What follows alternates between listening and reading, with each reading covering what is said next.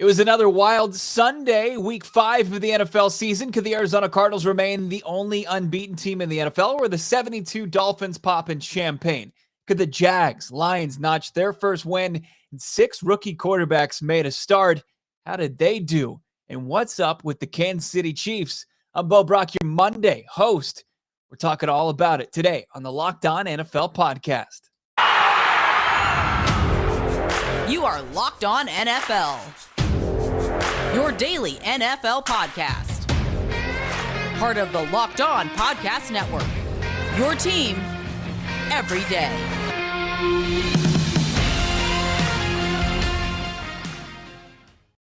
What's going on? Thanks for tuning in to the Locked On NFL podcast. I'm your Monday host, Bo Brack. Please give me a follow on Twitter at BOBRACK. Easiest way to find it at Bob Brack.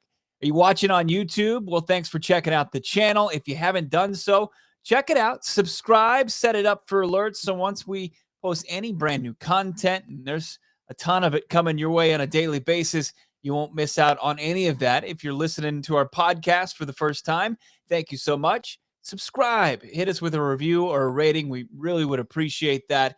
On today's episode of the Locked On NFL podcast, we're going to try to figure out what the heck's going on with Patrick Mahomes, Andy Reid and crew, and the Kansas City Chiefs in a very weird Sunday night football, the finale to an incredible Sunday of football.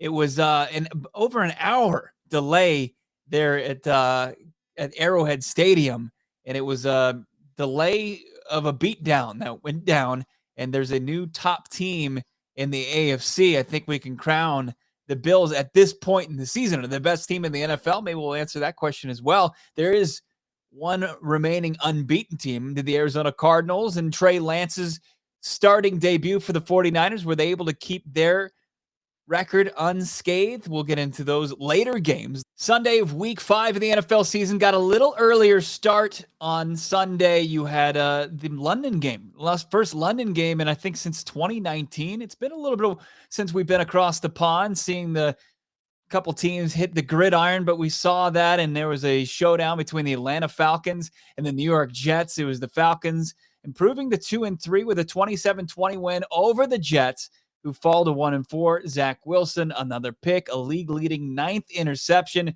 for the rookie, 2nd overall pick. But it was the 4th overall pick who shined in this contest, and we bring on from Locked On Falcons our guy, Aaron Freeman. Aaron, thanks for joining us. And it was a coming-out party for Kyle Pitts, the tight end out of Florida. What'd you see that made him go for 9 catches, 119 yards, and his first career touchdown? What was he able to do to be successful?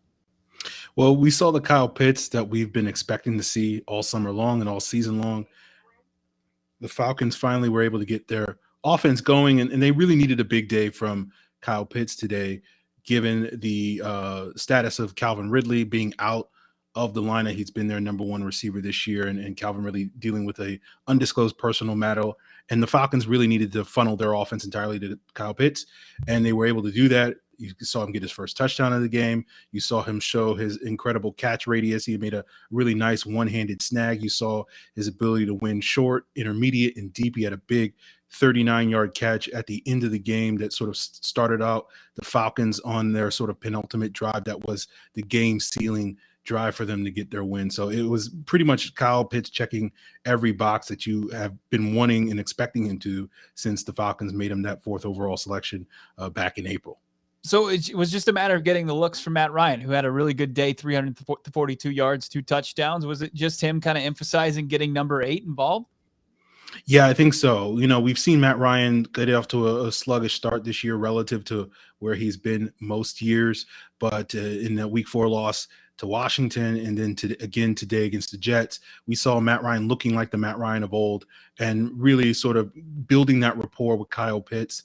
And you just saw whenever he saw Kyle Pitts in sort of one-on-one situations, it seemed like he was going to him pretty consistently, especially in the first half. And then late in the game when the Falcons needed a big play, he went exactly to him. So it looks like they're trending in that terms of their rapport is trending in the right direction. And certainly that was, as I said, critical for the Falcons on Sunday, given that they were down Calvin Ridley. Falcons, the Kings of New York, their 2 wins over the New York teams that reside in New Jersey this season. It's like with them improving to 2-3, what are the expectations now become for Matt Ryan and Cruz? It's still this rebuild. I mean, do the expectations rise? What do you see from this team now after it notches its second win in 5 games? Well, probably a little bit too overreaction in terms of getting this win going into their bye week. But, with the Falcons playing pretty decent these last couple of games, and they've been trending up. They've played better each and every week. And so if that trend continues, particularly coming out of the bye where they have Miami, they have division games against Carolina and New Orleans as well. Then they have Dallas, not necessarily teams that you would sit here looking at this current Falcon team and say, oh, they're going to win all those games. But if they continue to improve, then I think expectations can start to be where if this team can get back to 500, by the time we get into November or get closer to Thanksgiving, then, there are going to be some realistic expectations that this team could potentially make a playoff run this season, which seems pretty crazy to say at this point, given how slow a start they had. But if they're on this same path, then, they're still in the midst of a rebuild, so to speak, but at least they can be a competitive rebuild team as they sort of just get back to competitiveness as they go through, these early years under Arthur Smith and getting the talent around players like Matt Ryan and Kyle Pitts moving forward. So it's things are trending in the right direction. Obviously, we'll have to see if this can continue for the Falcons, but certainly things are looking up coming off of this win. Yeah, no doubt about it. Arthur Smith, as you mentioned, 2-3 out of the gates in his first year as head coach of the Atlanta Falcons, and already halfway to that win total from 2020. Good start for the first-year head coach. You want to listen more about this win, check out Aaron Freeman on Locked On Falcons. Check him out on YouTube. Hit that subscribe button because things kicked off just the other day. Brand new YouTube channel with daily content coming your way from the Locked On Podcast Network. And, of course, follow Aaron at FalcFans on Twitter. Aaron, thanks a lot, man. Thank you for having me, bro. London was just the appetizer of Sunday, Week 5 in the NFL. Could the Cincinnati Bengals pull off a massive upset of Aaron Rodgers and the Green Bay Packers? And could the Houston Texans pull off the upset of Mac Jones and the New England Patriots for their second win of the season? Could the Carolina Panthers get back on track by handing the Philadelphia Eagles their 4th straight loss in a row? We'll get into those contests, but if you buy gas, you got to know about this app, the Get Upside app, where people are making up to 25 cents per gallon per fill-up. Just download the Get Upside app in the App Store, Google Play right now. Use the promo code TOUCHDOWN, and you can add an extra 25 cents on your first fill-up. That means you can make up to 50 cents per gallon in your first fill-up with the Get Upside app. Use the promo code TOUCHDOWN. Some people who drive a lot, they're making upwards of $200, $300 a month with this unbelievable app. You can cash out anytime to your bank account, PayPal, e-gift card for Amazon, other brands. Just download the free Get Upside app and use the promo code TOUCHDOWN. You don't want to miss out on all the savings. Get that extra 25 cents, 50 cents on your first fill up with the Get Upside app. Getting back into Week 5 of the NFL season, it's Bo Brack hanging out with you. Make sure to check out the Locked On NFL podcast now on YouTube. Great daily content going up, and we've got even more coming down the pike. So let's get back into this wild Week 5 of the NFL season. Still got to tell you whether or not the Arizona Cardinals remain unbeaten. Also, did the Jags, did the Lions, did they notch their first wins of the season? And there are a couple upsets that were brewing, especially in the earlier games. Did those teams pull off those victories? Let's get into it. The New England Patriots, they were on the ropes. They were down 22-9 to the Houston Texans and rallied back to beat the Texans 25-22. Rookie Mac Jones, 231 yards in the air, a touchdown and an interception. Damian Harris, who left the game with an injury, he had 58 yards and a touchdown. Davis Mills had 312 yards. The rookie out of Stanford, 3 touchdowns in the loss. His finest performance at the NFL level. Chris Moore, the wide receiver, 109 yards receiving and a touchdown. The Tampa Bay Buccaneers all over the Miami Dolphins, one of the bigger disappointments of the 2021 NFL season. Of course, they're missing Tua with the injury, but the Bucs take out the Fins 45-17. Tom Brady, another performance with 5 touchdowns in this contest, 411 yards. He was without Gronk, but it didn't matter. Antonio Brown, 2 touchdowns. Mike Evans, 2 touchdowns. Both went over the century mark in receiving. Miami Dolphins, Jacoby Brissett, 2 touchdowns, a pick. Myles Gaskin had 2 receiving touchdowns out of the backfield for Miami. Tennessee Titans, 37. Jacksonville Jaguars, 19. They fall to 0-5, cannot get off the schneid. In week 5, Derrick Henry, King Henry, continues to dominate on the ground. 130 yards, 3 touchdowns. His second performance this season where he found the end zone 3 times. Ryan Tannehill, 197 yards passing and a touchdown. And you had Trevor Lawrence, the rookie number 1 overall pick, a touchdown and a pick. And the setback, James Robinson, productive day on the ground in the loss, 149 yards and a touchdown. In the Minnesota Vikings, they squeaked by the Detroit Lions. Heartbreak in the Motor City. Kirk Cousins, 275 yards, a touchdown, and a pick. Jared Goff, 203 yards, pick. DeAndre Swift had 51 yards and a touchdown. Detroit led here in the final minute, but Cousins and crew were able to march down the field and pull off a miraculous victory. It was pretty similar to Aaron Rodgers against the Niners earlier this season. Getting back into the earlier games, it was just kind of getting going there. New Orleans Saints and Jameis Winston were able to overcome some early turnovers. Jameis Winston rebounded, 279 yards passing, 4 touchdowns and a pick. Alvin Kamara, 2 touchdowns. They beat Washington football team 33-22. Taylor Heineke, 2 picks in the loss, 248 yards passing for Heineke. Antonio Gibson, 2 more trips to the end zone in the loss. Pittsburgh Steelers were able to get back on track with a win over the Denver Broncos, handing the Broncos their second straight loss, 27-19. Najee Harris, coming out party, 122 yards on the ground and a touchdown. Chase Claypool, who was in the news earlier this week, talking about how he was not one to embrace losing in the Steelers win here. Chase Claypool, 130 yards receiving and a touchdown. Courtland Sutton shined in the Broncos lost, 7 catches, 120 yards and a touchdown. It took overtime, but the Green Bay Packers beat the Cincinnati Bengals 25-22. There were a ton of missed kicks in this game, extra points, overtime. We saw some dueling missed field goal attempts, but it was Mason Crosby finally pulling through for the Cheeseheads. Devontae Adams, a monster day through the air, 11 catches, 206 yards and a touchdown. Jamar Chase, maybe a mini Devontae Adams coming up with the Bengals, the first-round pick, 5th overall out of LSU. Jamar Chase, 6 catches, 159 yards, and a touchdown in a tough loss. Joe Burrow ended up going to the hospital after this game. He apparently had a neck injury and a throat injury, could possibly be dealing with a throat contusion. It took basically 3.5 quarters for the Philadelphia Eagles offense to wake up, but they did in a big way. Jalen Hurts and crew, they ended up rallying past the Carolina Panthers, beating the Panthers 21-18, sending Carolina their second straight loss and ending a 3-game losing skid for the Philadelphia Eagles. The Locked On NFL podcast marches on here. I'm your host, Bo Brack. I'm joined by our guy, Gino Camilleri. Gino, tell me about this performance from this offense, just enough at the end for Jalen Hurts and crew. What did you see, their struggles, and then what finally clicked for him to get this W over the Panthers?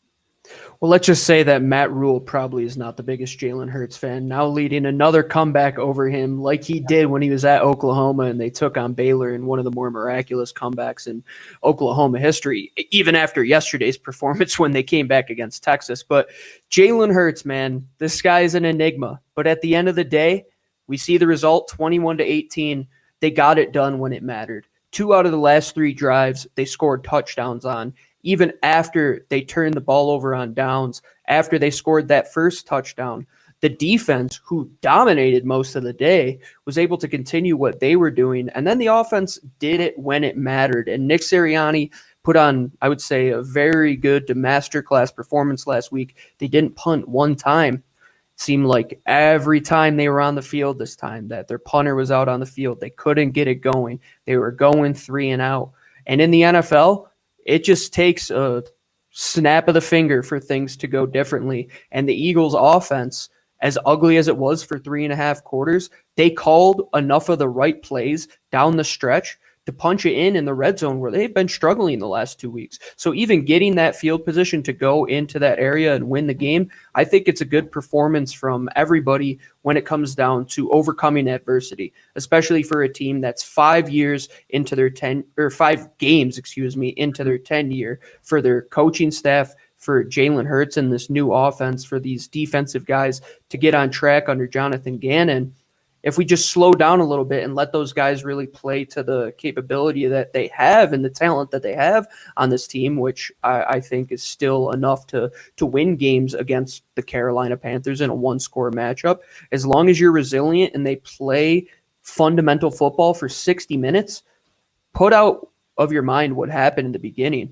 What happened in the last 10 minutes, I thought, was what you needed to do to win a football game, and they did it. They could have just laid down and died. There was a chance that they could have went up 17-3. Avonte Maddox breaks up a deep bomb from Sam Darnold. But instead, they just pushed through the adversity. And Jordan Mailata, who played right tackle, he is the left tackle of the team, said about Jalen Hurts today that he doesn't have a lot of bark, but he has a lot of bite. And I thought that was a great quote, because today at the end, when you had to see who was hungrier, the Eagles came out on top. Carolina coming off of that loss to Dallas, they needed to get back on track. You're in a precarious position on the road. They did what they had to do. A win's a win in the NFL, and 2-3 isn't so bad with what we thought would happen before the season started. You got to check it out, the post-game show for Week 5 for the Philadelphia Eagles. Big win, comeback, rallying past the Carolina Panthers. Check it out. Gino Camilleri, of course, check him out on Twitter at GC24_football. Locked On Eagles on a daily basis. They're talking about the Eagles. You want to listen to it. It's the Locked On NFL podcast. Gino, thank you so much, man. Hey, appreciate it, Bo, and congrats to your Cards today. Yeah, the Arizona Cardinals remained unscathed, improved to 5-0, the only NFL team that's unbeaten at this point in the season. The 72 Miami Dolphins can keep that champagne on ice that they pop after the final unbeaten team loses each and every season. But the Cardinals, in a 17-10 grinded out win in Glendale, Arizona. It was Trey Lance's starting debut. He threw for 192 yards his first series of the game. Well, get off to a rocky start. Lance threw a pick to Budda Baker, the Pro Bowl safety for the Cardinals. Settled in a little bit. Accuracy issues, you could see it. 89 rush yards, though, for the 3rd overall pick. He showed off his athleticism. Deebo Samuel had a rushing touchdown in this contest. San Francisco's defense was pretty fantastic and slowed down that high-powered Cardinals offense, which went into the contest leading the NFL in yards per game at 440 and points per game. Kyler Murray limited to just a touchdown throwing. That was to DeAndre Hopkins, who had 87 yards receiving in the score. Cardinals take on the Browns next week at 5-0, and the Niners are now 2-3. We'll see how they decide to work the quarterback position going forward. Jimmy G couldn't go in this game with a calf injury, and of course, George Kittle went to the IR just a couple days ago. Speaking of rookie quarterbacks, it was Justin Fields back in the shotgun or under center for the Chicago Bears, victorious over the Las Vegas Raiders, 20-9. Fields, 111 yards, touchdown. Quiet day there. Damian Williams had another score on the ground for the Bears, and the Vegas Raiders kind of team that's now lost back-to-back games. A little turmoil off the field about an email that was sent decade ago from its head coach, John Gruden. Derek Carr struggled in this game, 206 yards, a pick. Josh Jacobs, 48 yards on the ground and a score. Could the Dallas Cowboys make it 4 straight? And it was probably the game of the day between the Chargers and the Browns. What happened in those contests? Tell you all about it. I do want to tell you about a simple way to get your entertainment that you love without the hassle. Of course, I'm talking about our friends over at DirecTV Stream. DirecTV Stream brings all the live TV that you want, your on-demand favorites together like never before, which means you can watch your favorite sports, movies, TV shows all in one place. And the best part, no annual contract. Yeah, you can get your TV together with DirecTV Stream. You can learn more, directtv.com. That's directtv.com. I also need to tell you about the best tasting protein bar on the planet. It's where tasty and it's healthy. It's where those worlds collide. Just like your on-demand favorites and your live sporting events, it's where tasty, healthy collide. That's Built Bar. 9 delicious flavors right now. They've always got limited time flavors that you got to check out. But coconut almond, raspberry, mint brownie, double chocolate, salted caramel. There's something for everyone. Check out a mix box. Figure out which flavor you like the best, because you can always find something, and it tastes like a candy bar, but without really skipping out on any of the nutritional benefits of a protein bar. Most flavors have 17 grams of protein, 130 to 180 calories, 4 grams of sugar, and 4 grams of net carbs. You can save yourself some cash right now by going to built.com and using the promo code LOCKED15. It'll get you 15% off your next order at built.com. That's using the promo code LOCKED15 for 15% off at built.com. Bo Brock hanging out with you here on the Locked On NFL podcast. Make sure you're following along on Twitter at Locked On Network, at BOBRACK, and you're subscribed to our YouTube channel for great daily content. So getting back into the later games of the NFL season, and we are going to get into what is going on with the Kansas City Chiefs. That was your Sunday night game, and look a little bit deeper into some rookie quarterbacks. But your Dallas Cowboys, or the Dallas Cowboys, they took out the New York Giants 44-20. It was Daniel Jones getting knocked out of this game with a concussion. Mike Glennon finished the contest. Dak Prescott, 302 yards in the air, 3 touchdowns. He did have a pick. Ezekiel Elliott had a productive day on the ground. He went over the century mark. Kadarius Toney had a coming out party, the first round pick out of Florida, 10 catches, 189 yards, and he soured it by getting ejected from this contest. And then it was probably the game of the day. It was the LA Chargers, the Cleveland Browns, and one of a back and forth affair. And for the second time this season, I'm bringing on our guy from Locked On Chargers to break down another big W from the second-year quarterback in this up-and-coming Bolts team, David Drogemeyer. He joins us here on the Locked On NFL Pass. And David, I mean, what else can you say about Justin Herbert? 5 tutties in this game, 4 passing, 1 rushing, and just did not back down from whatever the Cleveland Browns threw at him on Sunday. Yeah, and an incredible defense in the Cleveland Browns with Myles Garrett and all those incredible defensive linemen coming after Justin Herbert. And Justin showing some incredible poise, getting hit hard a couple of times in this game, but he stood in there, made some big throws, had a monster game, almost 400 yards passing in this game. Mike Williams was a big, huge part of that with 165 passing yards and 2 big touchdowns, both 40-plus yards on those touchdown receptions. And the Chargers going blow for blow against another really, really good football team. I thought this was a measuring stick game for the Chargers, and the fact that they were able to come out with a victory this year, I think, is a direct representation of their coaching staff and their new leaders that they have, because they lose this game 1,000% of the time the last 4 or 5 seasons. I completely agree with you. It's 47-42. 26 points by the Chargers in the fourth quarter. And that's what you think about under Anthony Lynn and all those close losses that they suffered in 2020.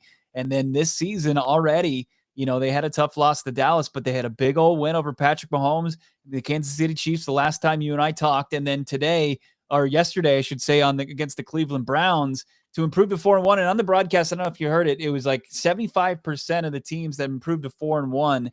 75% of those teams go to the playoffs. The teams that are 3-2, it's like less than a 50% chance of going to the postseason. So a huge win for LA, you know, in the 5th week of the season. Yeah, it's massive. I mean, the Chargers getting 2 big in-division wins against the Chiefs and the Raiders early on in this season, and then pick up another conference win against one of the other competitors that they're for sure probably going to see at the end of the season against the Cleveland Browns, which could pay big dividends as we get into the playoff talk later on in the season. And the fact that the Chargers are 4-1 through this gauntlet version of the beginning of a schedule, it really bodes well for them, and it sets them up very nicely. They still have 2 really big tests coming up with the Ravens and the Patriots. But after that, I mean, the schedule softens up quite a bit, and the Chargers are really primed to go on a nice run. Brandon Staley, first-year head coach. What have you seen from him that has changed things, especially in contests like we witnessed on Sunday, like we witnessed against KC, to where the results are going and landing in the favor of the Chargers where they didn't a year ago? Yeah, I think number one, his message is reverberating across this organization through all three levels. It's a very connected team. They're buying what he's selling. He's a very, very just gifted orator.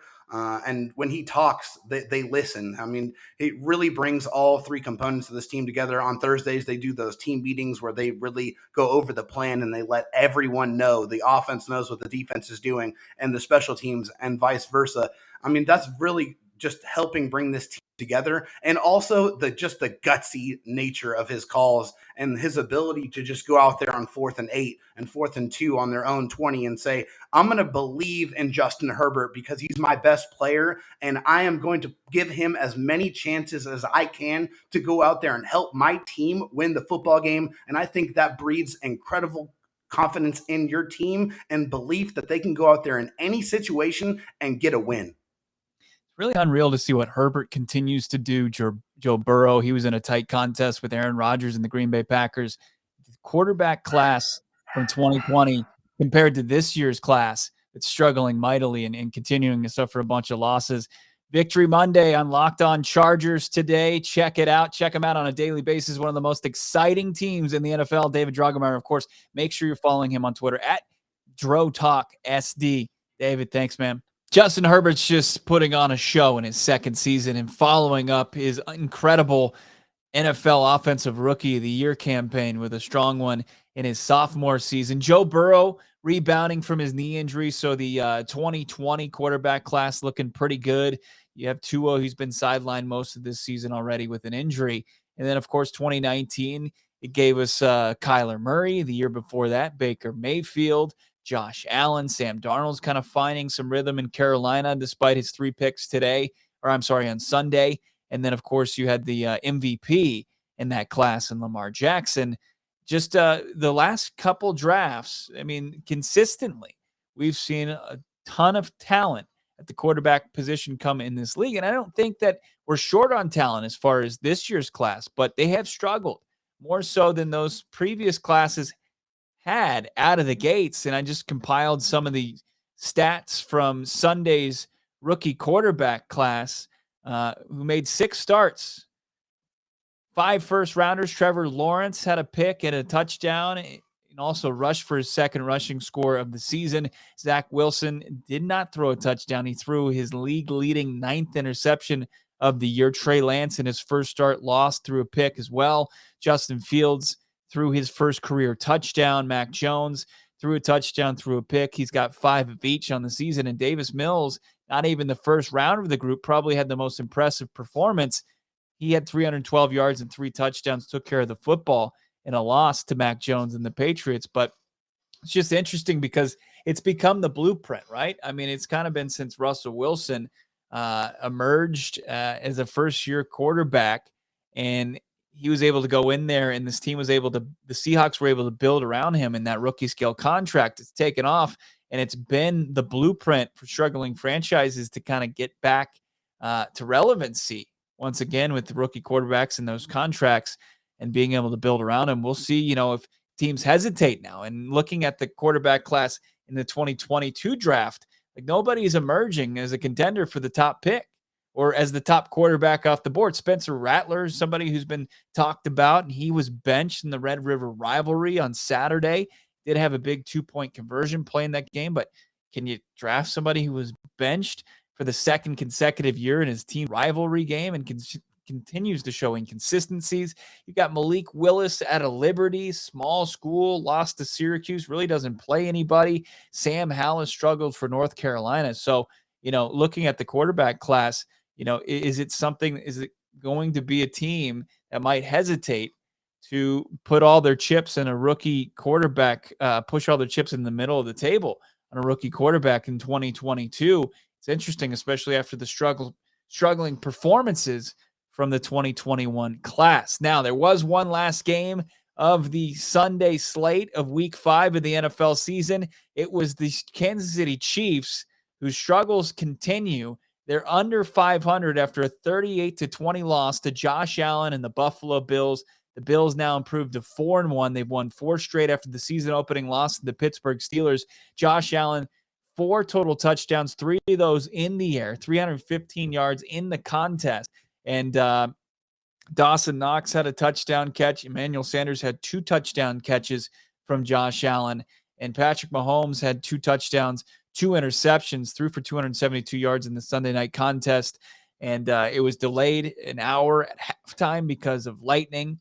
And, you're wondering what's going on with the Chiefs. Why are they struggling so mightily? How are they under 500? It's their defense.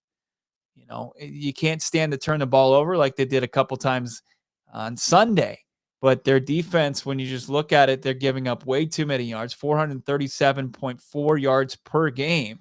And then as far as points per game, they're giving up the most points per game this season in the NFL with over 32.6 points per game.